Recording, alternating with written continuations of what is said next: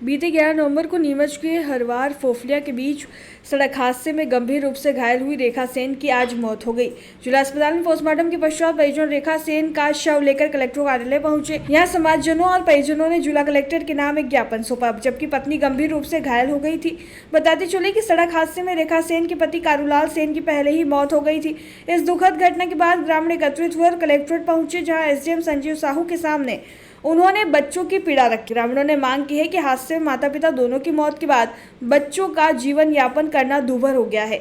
एक बच्चा पशु चिकित्सालय में अस्थायी तौर पर कार्य करता है, उसे स्थायी नौकरी दी जाए और बच्चों की पढ़ाई और जीवन यापन के लिए आर्थिक सहायता दी जाए। एसडीएम संजीव साहू ने उचित कार्यवाही का आश्वासन दिया। भारत का ब्लॉक बाबजी एएससी ब्लॉक, मजबूती एसी स्टील जैसी, न रेती न सीमेंट न तराई की है झंझट।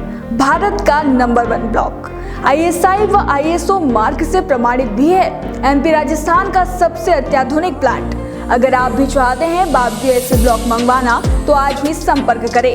Jhanjharwada industrial area, Neemuch, Madhya Pradesh. Contact number screen पर मेंशन है, जल्द ही संपर्क करें। सोनीगरा से कारूलाल सेन जो सड़क हादसे में पूर्व में मृत्यु हो गई थी, उनके पश्चात उनकी पत्नी भी घायल थी। वो अहमदाबाद उपचार करा रहे थे उसका, और उपचार के दौरान 15 से 20 दिन एडमिट होने के बाद उनके कुल्ले में ऑपरेशन हुआ, रीढ़ की हड्डी में ऑपरेशन हुआ, लीवर में ऑपरेशन हुआ। उसके पश्चात उनकी मृत्यु हो गई। मृत्यु के पश्चात हम लोगों ने माननीय एसडीएम महोदय को अवगत कराया है कि भाई उनका जो 2 छोटे बच्चे हैं, एक छोटा बच्चा है ये और चेतन, और एक वो जो पशु चिकित्सालय में प्राइवेट वहाँ जॉब करता है। तो हम लोग यहाँ आए थे एक सहानुभूति के तौर पे कि भाई उसको शासकीय किया जाए, गरीब परिवार है, तो ऐसी मांग करने के लिए आए और मांग रख रहे हैं। मांग होने के पश्चात कुछ अधिकारी अंदर आने के लिए थोड़ा ये बोल रहे थे, हो गया बातचीत, हमने ज्ञापन दे दिया है। ये सिर्फ समाज का विषय नहीं है, ये मानवता का विषय है।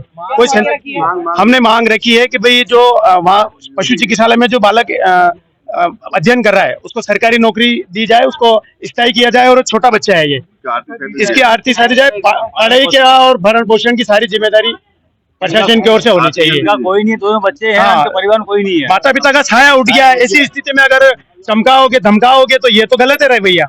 हालांकि एसडीएम महोदय से वापस चर्चा हो गई, उन्होंने कहा कोई दिक्कत नहीं, लेकिन आर्थिक सहायता के लिए हम लोग आए थे। हमने संस्था से बात रखी। हमने, मेरा रमेश धनकर, मैं परिवार उनके पड़ोसी हूँ, और मानवता के लिए सब लोग आए हैं यहाँ, सभी समाज के वर्ग के लोग आए हैं। ये मानवता की बात है, कोई किसी एक व्यक्ति की बात नहीं है।